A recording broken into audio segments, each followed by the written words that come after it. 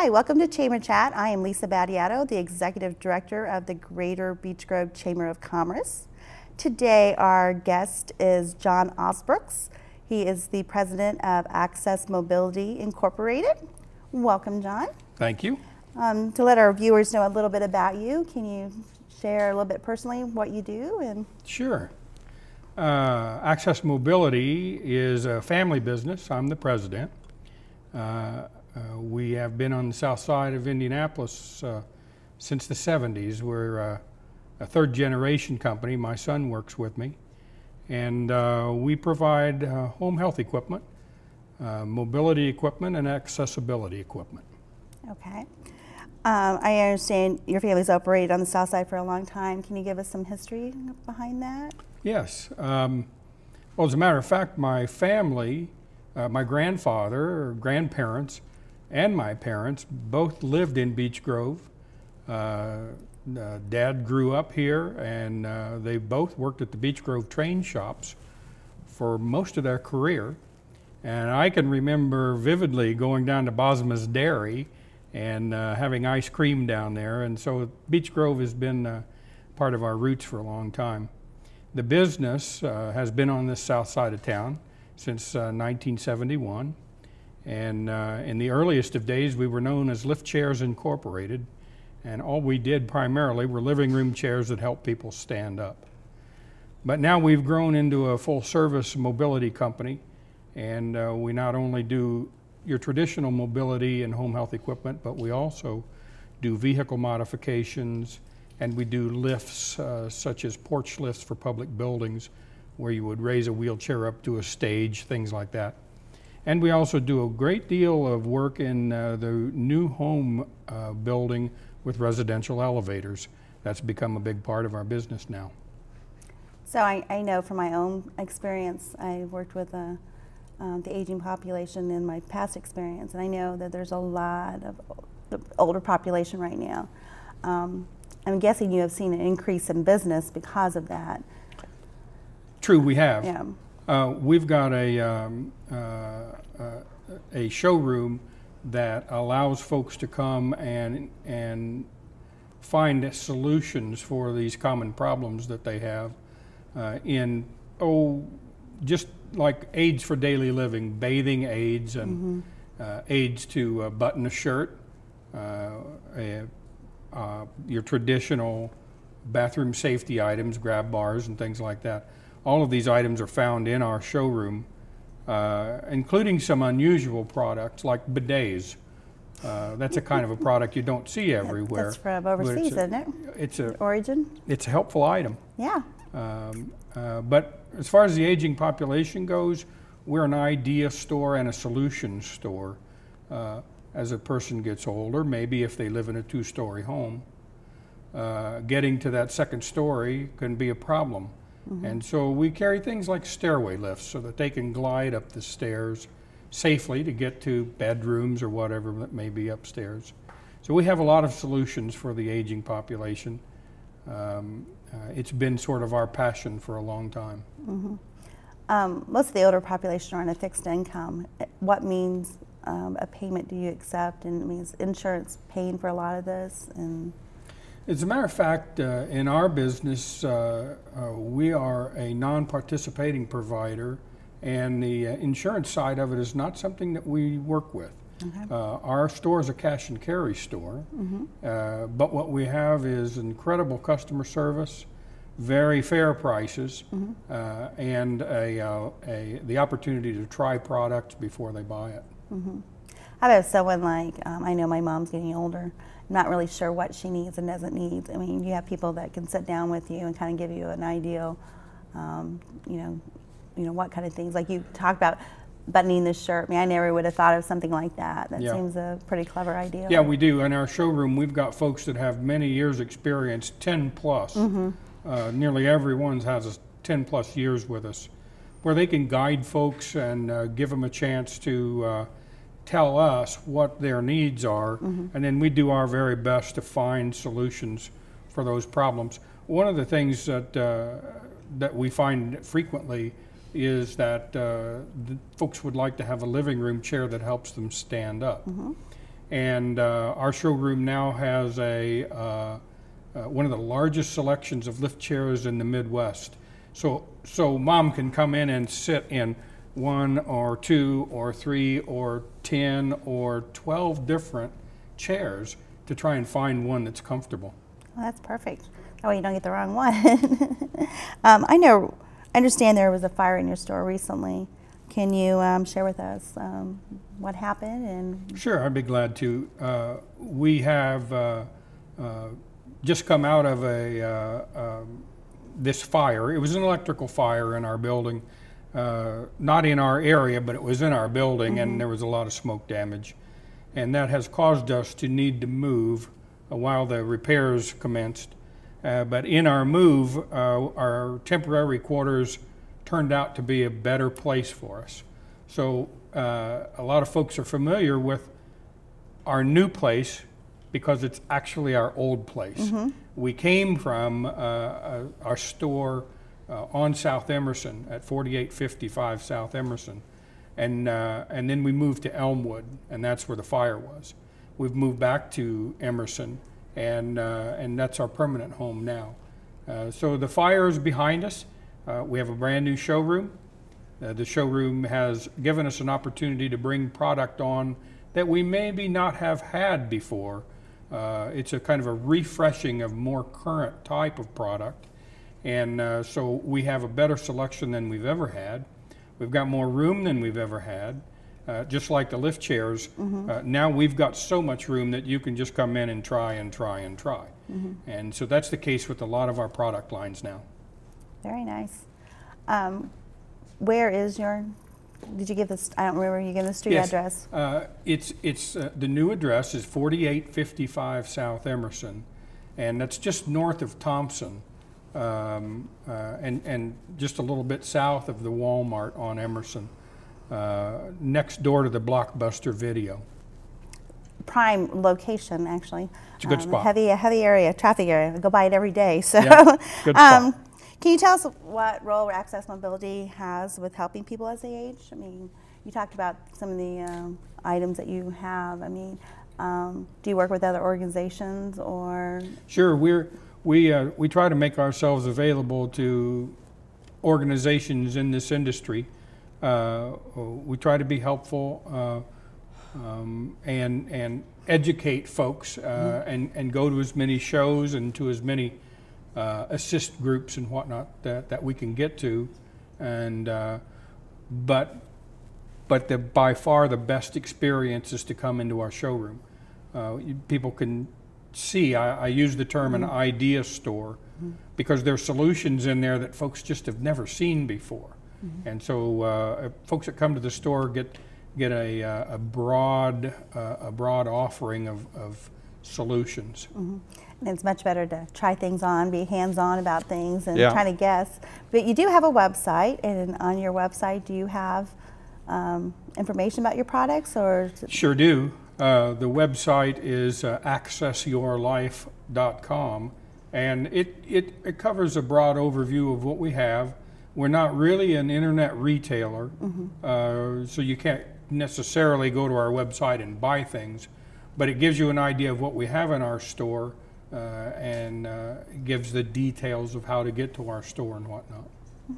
Is there anything else you would like to mention? No, I would say though that we've been around in this community for so long that I can't help but express my gratitude to the community for their support over the years, and to our employees. A lot of our employees are local folks, and we're just very proud to be a part of this community. And as a chamber member, we appreciate you, being behind the Beech Grove Chamber and being a member. It means a lot to our community and our business leaders too. And when you had a fire, you could easily have left Beech Grove, but you chose not to. And so we appreciate that, and glad you stayed. I would like to thank you for being on our show. Thanks, John, and we'll be back in a few minutes as we take a quick break. Thank you.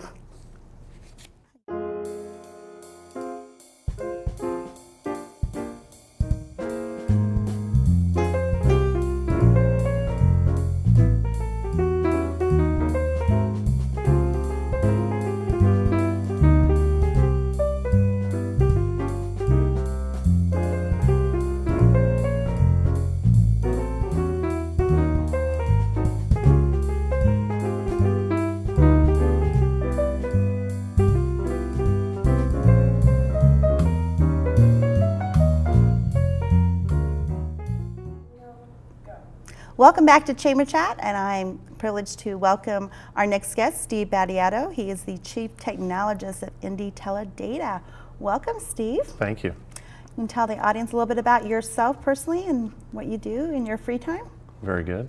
Well, raising 3 teenagers at this point. A couple are in college, one's still in high school. About a year ago, embarked on this new business, Indy TeleData, and frankly, it consumes the majority of my time now. I am enrolled in a master's program at school that don't get near enough of my homework done. I got to get refocused on that, and just looking forward to celebrating our first anniversary at Indy TeleData and future years of servicing our customers here in the Indianapolis and Beech Grove market area. Very good. How long have you been in business? We will celebrate our 1-year anniversary on April 20th of this year. Plan to have an open house the evening before here at our office at 1218 Prospect, part of a Burkhart Marketing Associates facility, and we'll welcome all of our customers, our vendors, some prospects, and just a few friends and family to that open house. How has the first year been? Well, as I tell folks, it's been the hardest I've worked, the most fun I've had in a long time in my profession, and probably made as little money as I've had in a long time. But things are picking up. Just about a month ago, I acquired the assets of one of my competitors, and so added a pretty big book of business, and then just recently signed a contract that's going to consume about a quarter of my time each week for the next 3 months. So at this point, we're getting ready to expand in the part-time employee space to kind of bridge the gap, and then hopefully sometime over the summer be able to bring on a full-time employee as more of an engineer, as I continue to do some of the admin functions, sell, and still service in my client base. But the first year has been great. I'm glad I did it. Looking forward to many, many years. So how long have you been in the IT field? Well, people probably find it hard to believe, but over 28 years. Because you look so young. Well, thank you. You're I welcome. appreciate that. But I started when I was 17, working in Blue Cross's computer room from 8 at night to 4:15 in the morning, in what we called a tape library. Worked through many roles in that organization, and as they decentralized, stayed on board and had a good first 10 years with what was Blue Cross Blue Shield and the Accordia companies, and then have worked for the largest of companies in the world, and that's Cisco Systems, based out of San Jose, California. They're a worldwide organization, to now the smallest of small companies, which is myself and Indy TeleData. So Small but mighty. yes, thank you. Yes, Thank mighty you. but mighty. What differentiates you from your competitors? Why would we want to call Indy TeleData? Well, I think there's a couple things that differentiate what I do for customers. The first is that I've done everything from pulling cable, putting ends on cable, to doing strategic plans for customers, disaster recovery plans, and kind of all those things in between. I call it from the keyboard to the internet, and from your handset on your phone out to the public phone network. And so just the breadth and depth of what I've done over the years, I bring to my clients. One of the things I've learned over the past year is that I really want to focus on small businesses. I want business owners to spend some time meeting with me to learn about how I do business and the different services and products that I can offer. As well, I want to learn about their business and really try to make improvements in it. There's lots of folks that can get a virus off a machine, that can install a new Mac or wireless access point, but there's few in my business that really take an interest in the daily processes and procedures and try to improve the effectiveness and the efficiency of folks in their offices. So that's one of the things I think that differentiates Indy TeleData and the approach I take with my customers. As well, we love to put together what we call target state architecture, which is, today you're at a certain point in your business and technology. Where would you want to be a couple years from now? Is that more employees, remote offices, access to information remotely, delivery of information to customers in a more efficient manner? So where would you want to be in a couple of years? And putting a plan together that allows folks to make all the correct buying decisions and and make sure their data is protected during that.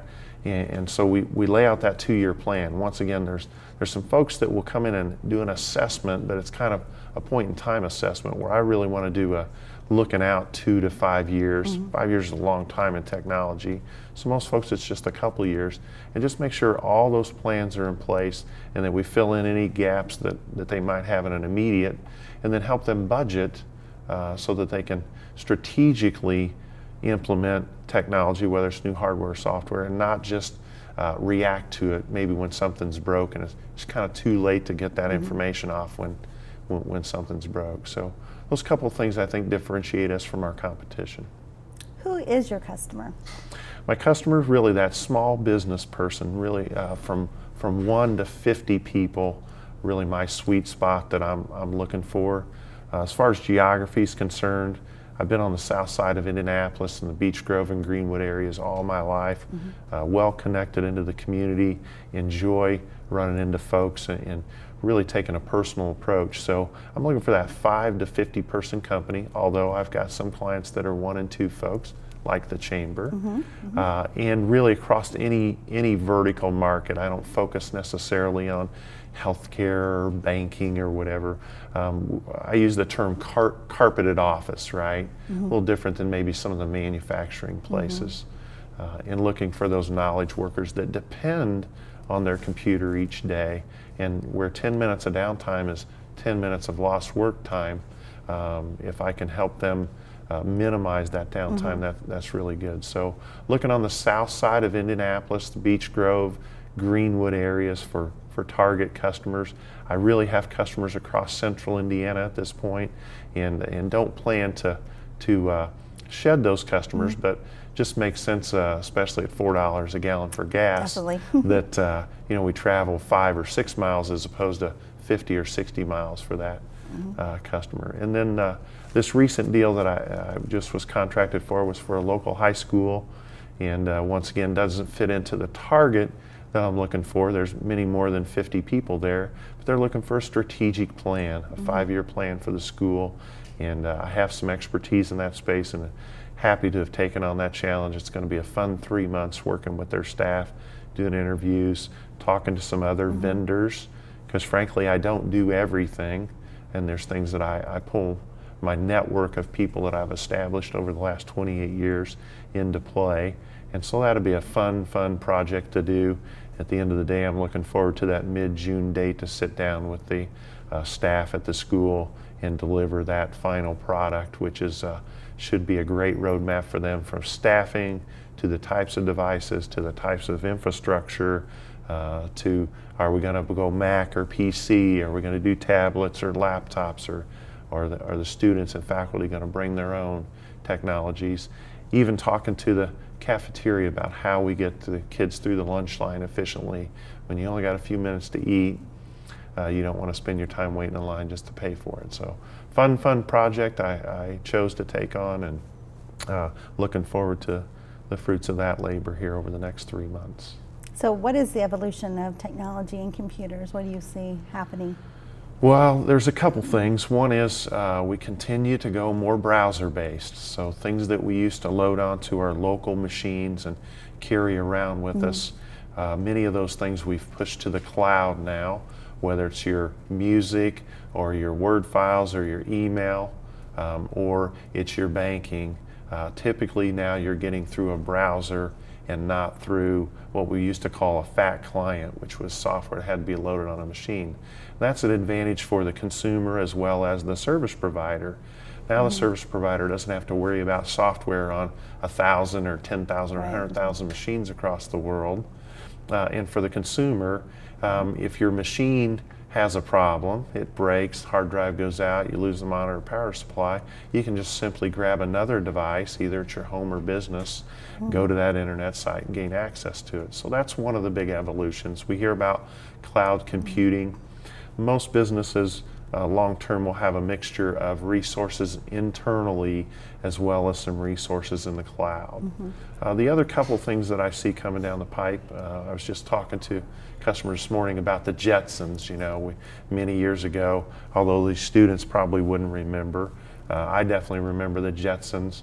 and you know, the phones and the flying cars and walking on a treadmill because you didn't need to walk anywhere.